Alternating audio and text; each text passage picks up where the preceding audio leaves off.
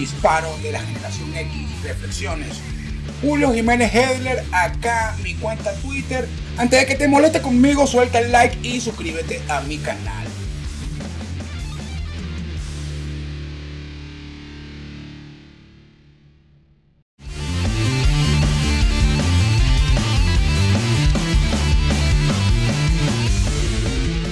Mira, yo creo que en este momento si me tocara coger con un dios, cogería con Odín. Y por una razón simple, Odín es un hombre, un dios cool que premia a sus guerreros en el Valhalla con frescolita, con limón en el cráneo de sus enemigos. O sea, evidentemente con Odín.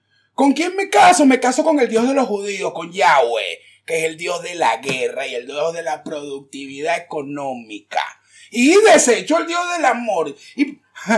Jehová. ¿Y por qué lo desecho? Porque aunque estamos en la era del amor, es el momento del amor pensado, del amor racional, del amor ejecutado, no de un amor idealizado que no construye familia, sino que la separa.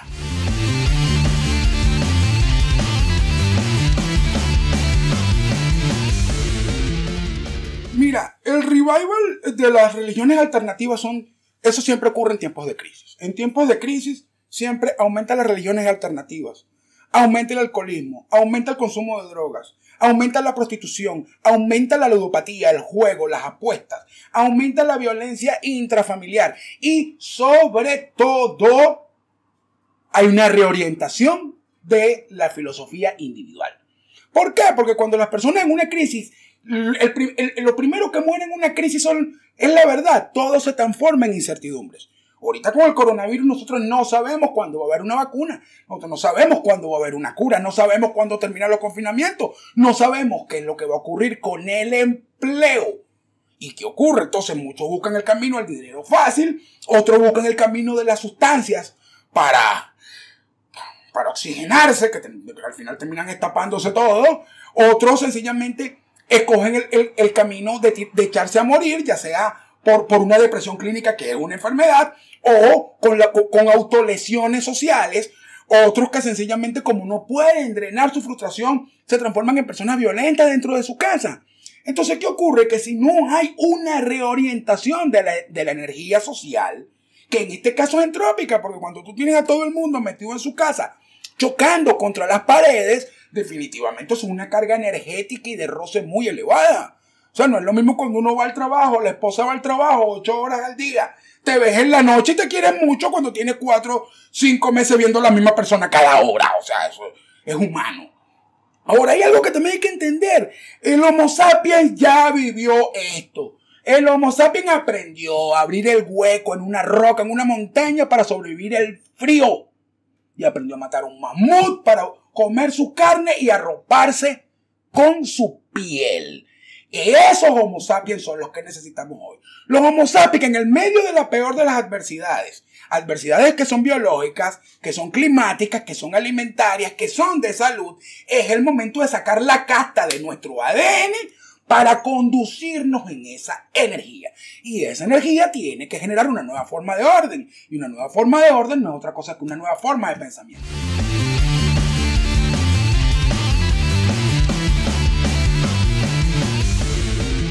Está jodido. ¿Cómo se va a hablar de eso? O sea, incluso hace unos días, ahora dicen, no, lo que pasa es que la Biblia es una metáfora. Bueno, pero ¿cómo es? Explíquenmelo. Ahora, el problema no es si hubo creación o evolución. Está claro que fue evolución. Está claro, porque ahora el nuevo discurso es que la ciencia va a explicar el asunto más adelante porque todavía no está preparada. Bueno, cool, pero ¿cuál van a explicar? ¿Van a explicar la de la Biblia, la del Corán, la del Torá, la del budismo? ¿Cuál van a explicar? Eso no va a generar en este momento ningún hecho constructivo desde el punto de vista de la filosofía que puede unificar un nuevo orden social y económico. Y en ese aspecto, el nuevo Dios es la ciencia. Y es a la que hay que rendirle culto. Y hoy, usted ve, hace 2 días de la fecha de grabación de este programa, usted que me está viendo, católicos, judíos, musulmanes orando para que se descubra la vacuna. ¿Y sabe dónde murió eso? Murió en una misa del Papa Francisco solo. Y él contagiaba coronavirus. Es decir, si él es el enviado aquí, él es ¿Cómo es que? Yo creo que el Papa es el único que tiene a Dios en WhatsApp. Por lo visto, porque el intérprete del asunto. Bueno, resulta que se le acabó la señal con Dios o no hay wifi. Y hasta los momentos no hay comunión por Skype.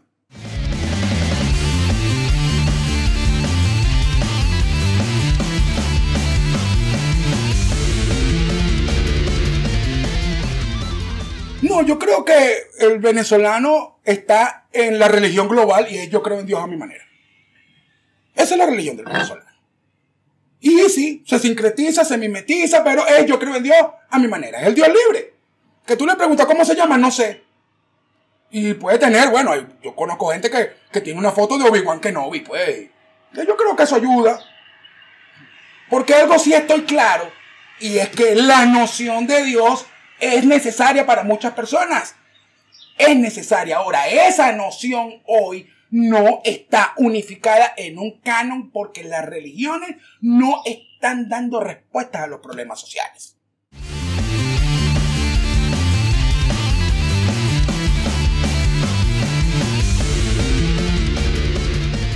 Eso nunca va a cambiar. Eso nunca va a cambiar. La fe sí es un motor. Es mentira que la fe mueve montañas. Lo que mueve montañas es la placa tectónica. Pero la fe mueve personas. La fe en sí mismo, la fe en la familia, la fe en el futuro, la fe en un líder, la fe en algo. Eso sí es valedero. Ahora, esa fe tiene que ser racional y activa. En tanto que es lo factible, lo que es posible. La fe no mueve montañas, la fe mueve personas. Y en ese aspecto serán personas en movimiento las que construyan los nuevos pensamientos, los nuevos modelos y escribirán este nuevo capítulo de la historia.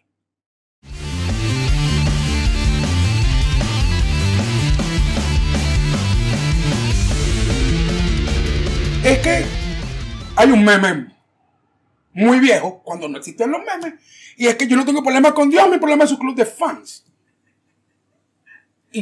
Y estoy hablando de los clubes de fans de todas las religiones. De todas. Aunque evidentemente los peores son los islámicos. Eso es un asunto, es un hecho. Pero es así. Y el mundo hoy no está para ningunos extremos. Porque lo único extremo es la crisis. Y la respuesta a la crisis no puede ser el extremismo humano en ninguna de sus formas. Veremos eventos deportivos que ya no serán masivos. Ahí están jugando fútbol a puerta cerrada. Por ejemplo, ya el fanático no podrá descargar su energía y su fanatismo.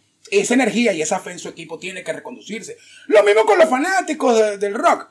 Yo que soy fan de Metallica Incorporated, que es una empresa famosísima, su gerente general es Lars Ulrich. O lo que está pasando ahorita, que sus majestades satánicas, los Rolling Stones con los 90 años sacaron un disco y van de gira. Ahora, bueno, el coronavirus no creo que frene los Rolling Stones. No creo, esos señores son 70% alcohol. Pero ya ese es otro tema. Ya ese es otro asunto.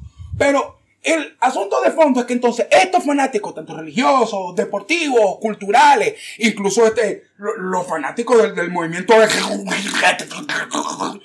también, porque terminan siendo extremos, no tienen cabida en este orden. No tienen cabida y tienen que ser rechazados.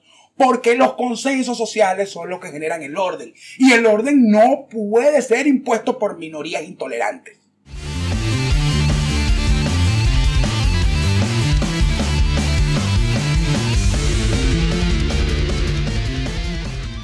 Mira, yo realmente creo en que la gente cambia de opinión, que la gente cambia su esencia.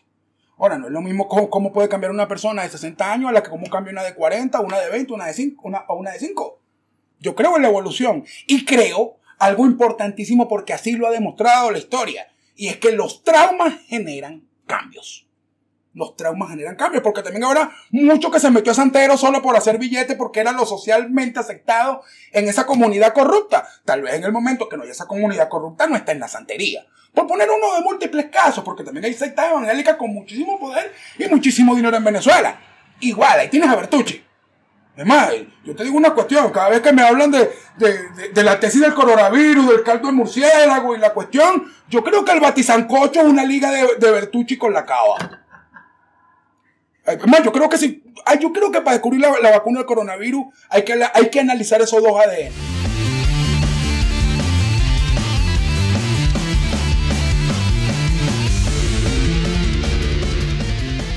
Sí, sin duda. Sin duda y precisamente por la misma crisis. O sea, recuerda que el vínculo del líder con la masa es un vínculo emocional. De hecho, yo siempre me río cuando la gente me dice, no, es que la gente tiene que votar inteligente. Señores, eso no existe. Y no es que no existe en Venezuela, no existe en el mundo. La conexión líder-masa es siempre emocional. Solamente, eso ha sido sumamente estudiado a nivel de psicología y de sociología. Solamente un 4% tiene un voto realmente racional y consciente. Ahora, tú empatizarás con un líder que haga síntesis de tus ideas y necesidades. Y por eso es que hay un brote del populismo en el mundo, pero también se acusa de populismo a cosas que no son. O sea, por ejemplo, yo soy rockero, a mí me gusta Metallica y muchos fans de Metallica se identifican conmigo porque también soy fan de Metallica. Eso es un hecho humano, empático. Funciona. Los vínculos humanos, sobre todo luego del mundo interconectado, ya no son solamente las relaciones económicas, son las relaciones de convicciones, las relaciones de incertidumbres, las relaciones de los miedos, porque el miedo a un enemigo común une y vincula y nunca el ser humano va a dejar eso. Ahora, ¿qué sí debe haber? Tiene que haber un marco estratégico y un marco de orden para que esta relación siempre conduzca a las mejores decisiones sociales y a las mejores decisiones del liderazgo. Y en eso también los extremos son fatales, fatales, fatales.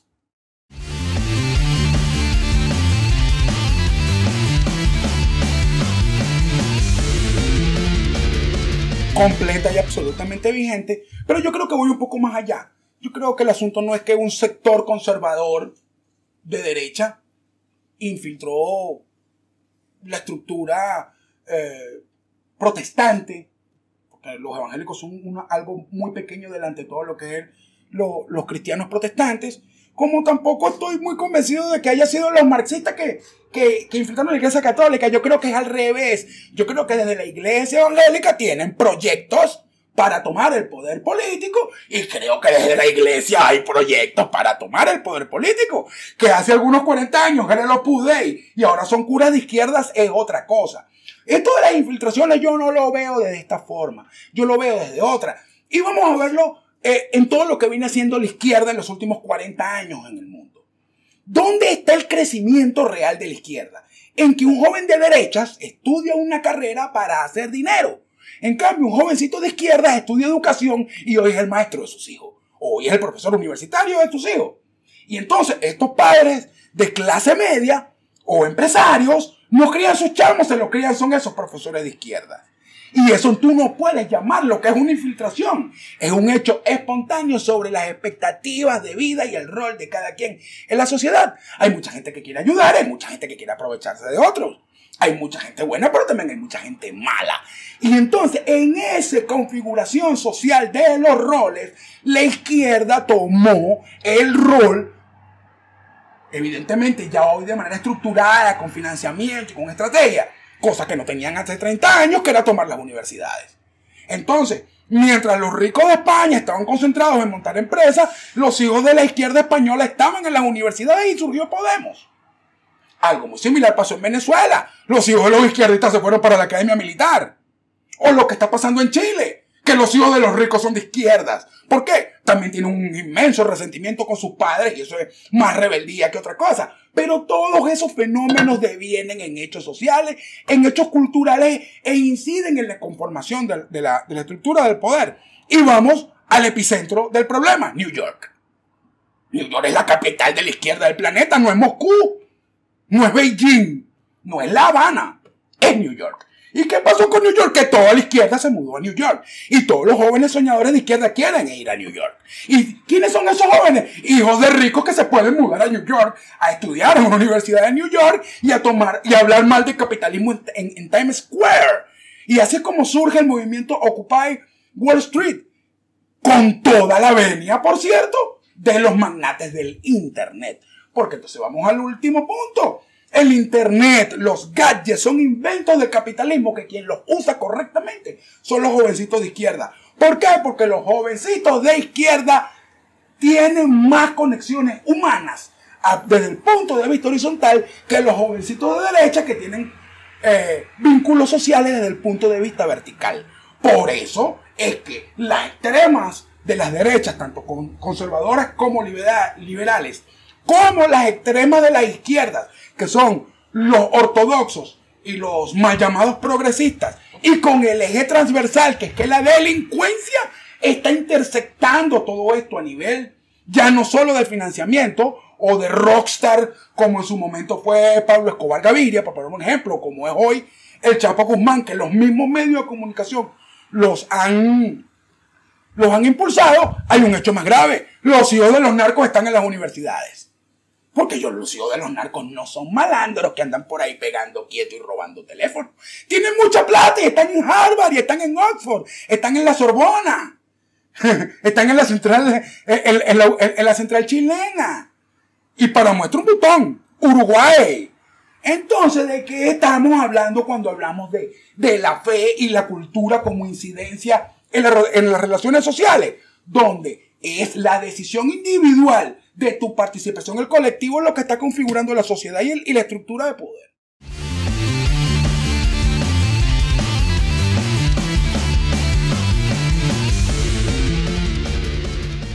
Fíjate que hay pensamiento religioso y pensamiento mágico no son lo mismo.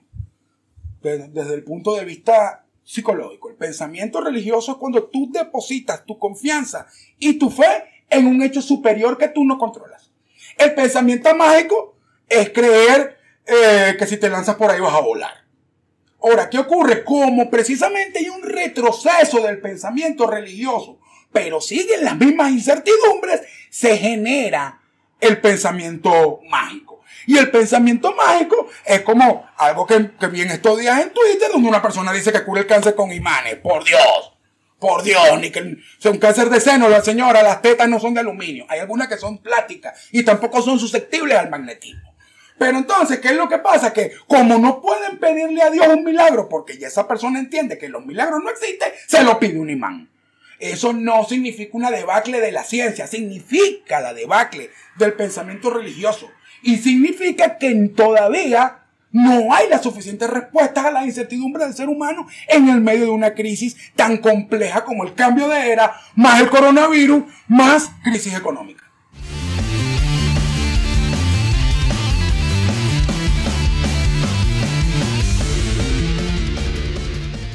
El Viejo del Testamento de la política consta de 3 elementos.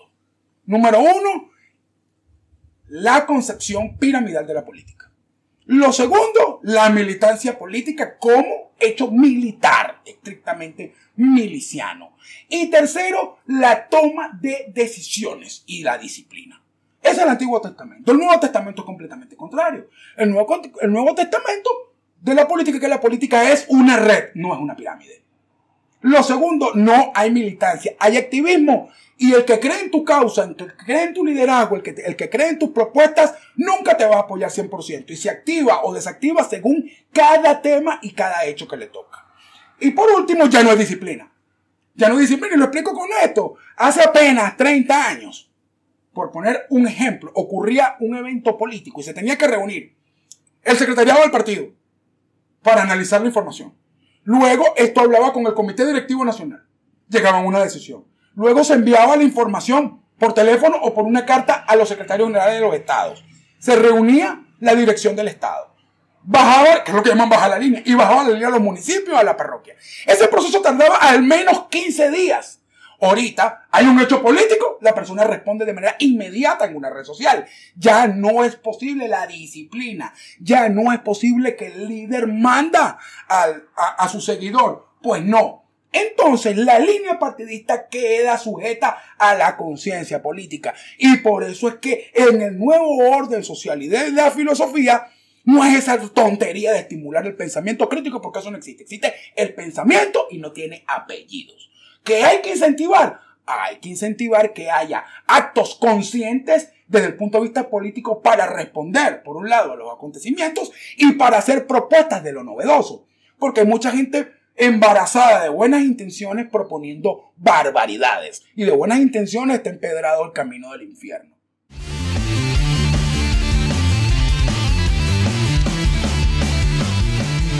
Yo creo definitivamente que así como va a haber un reacomodo económico, en el cambio de la era, va a haber un reacomodo social, va a haber un reacomodo cultural, va a haber un reacomodo de las religiones. De eso no quede ninguna duda. No creo que específicamente tenga que haber una religión nueva, pero la transición de Karol Wojtyla, que es alguien a quien yo respeté como líder y como político, por cierto, a Ratzinger, que es el primer papa jubilado, y luego Pancho, que bueno, Pancho, pero nosotros mal jugamos a Pancho. Pancho predijo el coronavirus, le pegó una china. Nosotros lo mal jugamos, el tipo sabía su cuestión. Porque tú ves, si habla, creo que ese sí tenía wifi con Dios. Sí le leyó el WhatsApp y le respondió. El asunto es que entonces la caída de esta forma del catolicismo encarnada por Pancho, pero que tampoco tiene que ver con el eje conservador y dogmático de Ratzinger, va a dar una nueva estructura donde, fíjense ustedes, los nuevos curas, el nuevo clero, los jóvenes que hoy están en los seminarios, ¿hacia dónde van? Vienen de esta misma sociedad que va cambiando y es algo que sin duda va a tener un mayor contacto humano y un clero más humanizado. Y amigos, esto fue Reflex, el rifle de la generación X, Julio Jiménez Hedler. Y si quedaste muy molesto, tírate un like. Y si no, tírate un paso. Hasta la próxima.